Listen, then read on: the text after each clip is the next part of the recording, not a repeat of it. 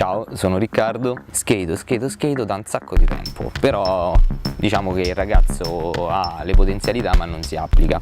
Il mio primo approccio con lo skateboard è stato con mio fratello a casa di mia zia e siamo finiti dentro una finestra.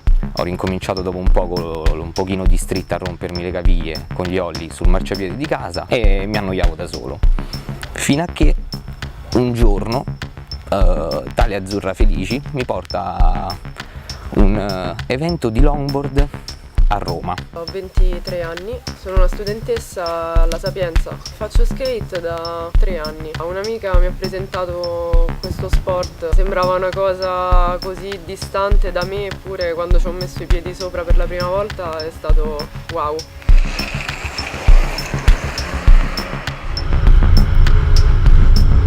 Longboard e skateboard sono due mondi totalmente diversi, sia come atmosfere che a livello tecnico. Non si appartengono, seppur sono fondamentalmente quasi la stessa cosa. Skateare non è uno sport, è uno stile di vita. Come stile di vita ci sono delle differenze sostanziali tra uno skater e un longboarder, differenze di spazi, di spot, sia tecniche che di ambienti e di materiali.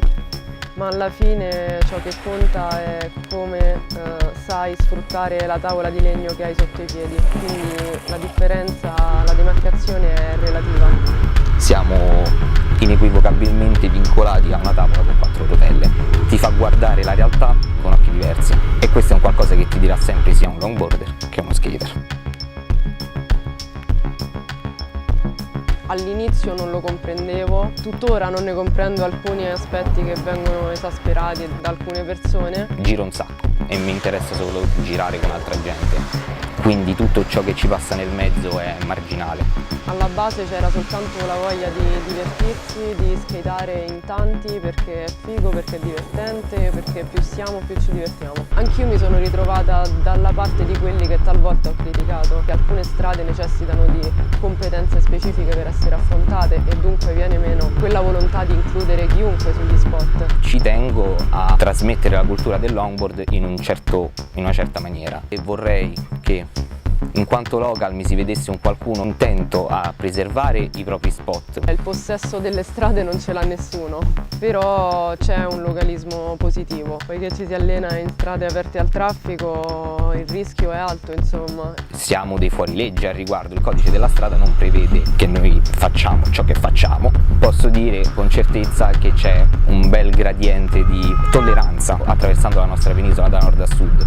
A Roma una situazione in cui capita di ritrovarsi in tanti su uno spot, tanto da diventare un problema, mi sento di dire che non c'è. Il concetto è totalmente diverso e contrario a qualunque tipo di localismo. Il mio setup lo scelgo ovviamente in funzione di ciò che vado a fare. Un capitolo nuovo per esempio si è aperto col mondo gare, nel quale ho messo piede quest'anno per la prima volta ed ho imparato molto. Bisogna raidare ciò che ti piace, ciò che ti serve. Un rider veramente bravo saprà raidare qualunque genere di tavola. Tante piccole sottigliezze tecniche sono a volte più una moda che altro.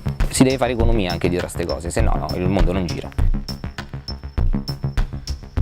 La velocità determina proprio la differenza di disciplina, per esempio dallo skateboard. Ci sono tante sottocategorie nel longboard, ma sostanzialmente il brivido e l'adrenalina di scendere giù veloce da una strada è là che risiede la vera essenza, secondo me. Col mondo gare vai a metterti in gioco avendo la possibilità di scendere una strada chiusa al traffico e messa in protezione e tu non hai il pensiero di dover fare attenzione alle macchine, di rispettare la tua carreggiata. È stato molto bello mettersi alla prova in questo senso e vedere che c'è stata una progressione in pochi giorni in un approccio con la velocità, che è una cosa insomma tanto bella quanto pericolosa. Mi piacerebbe misurarmi con tante ragazze che so che lo fanno.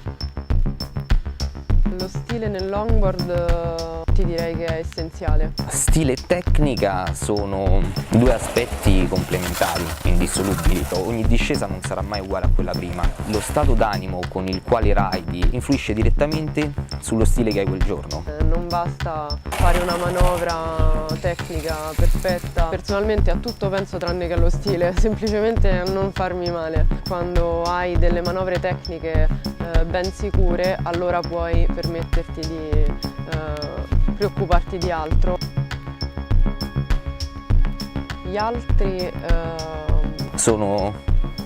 è tutto il mondo mentre io sono sulla mia tavola. Può essere il vecchietto che ti guarda stranito e perplesso, il bambino che ti guarda affascinato, il compagno di riding. Puntualmente ti arrivano con la tavola completa di turno e invece adesso fra un mese tornerai da me a chiedere ma perché questa ruota, questo, quest'altro? Quando iniziate a fare longboard un po' mi state antipatici.